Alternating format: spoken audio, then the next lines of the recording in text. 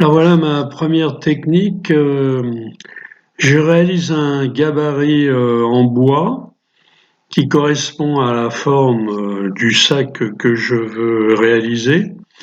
Je mouille le cuir et je viens le mouler sur ce gabarit en le mettant sous presse et quand le cuir est sec, je démoule, ce qui me donne ma forme.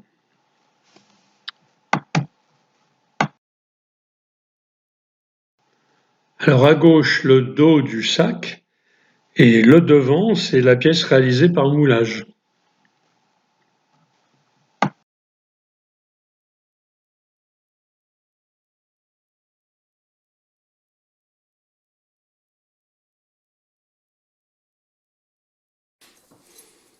Alors avec un outil qui ressemble à une fourchette, je marque l'écartement de mes trous pour la couture.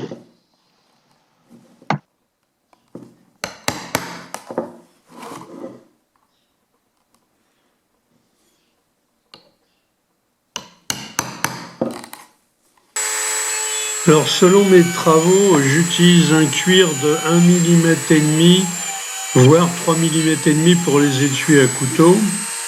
Et je fais les trous marqués avec l'outil tout à l'heure à l'aide d'une petite perceuse, un Dremel.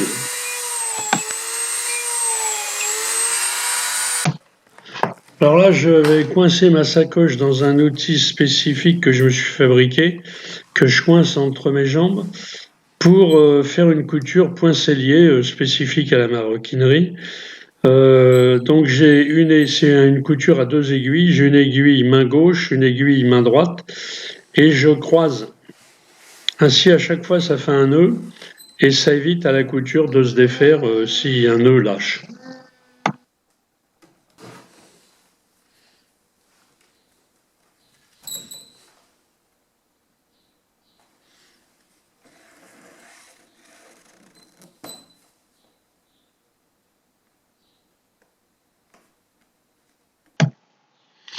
Voilà le style d'objet qu'on peut réaliser avec cette technique de moulage.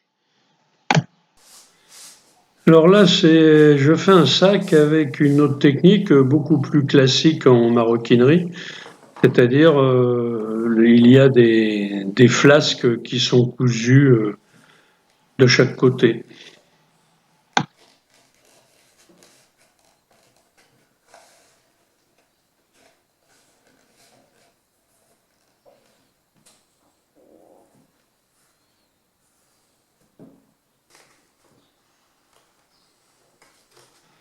Alors à l'aide d'un petit outil avec épaulement, là, je trace la ligne de mes points de couture.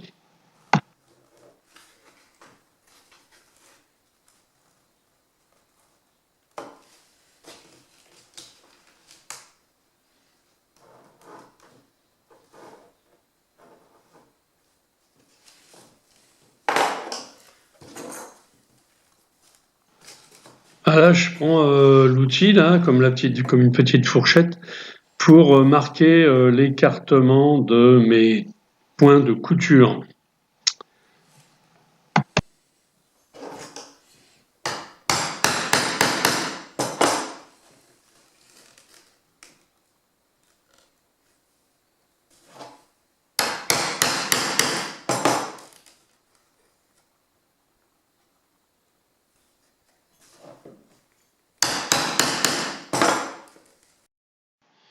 Bon bah voilà le travail, la sacoche est achevée.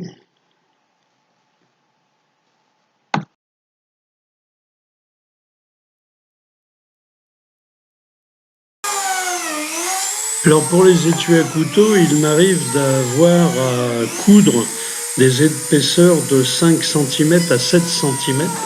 Donc là encore, j'utilise le Dremel pour percer les trous, pour pouvoir passer les aiguilles plus facilement.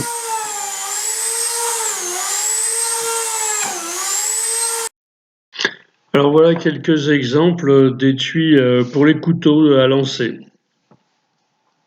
Comme pour beaucoup, ma date de libération n'étant pas encore connue, je ne sais pas à quel moment je vais pouvoir m'envoler.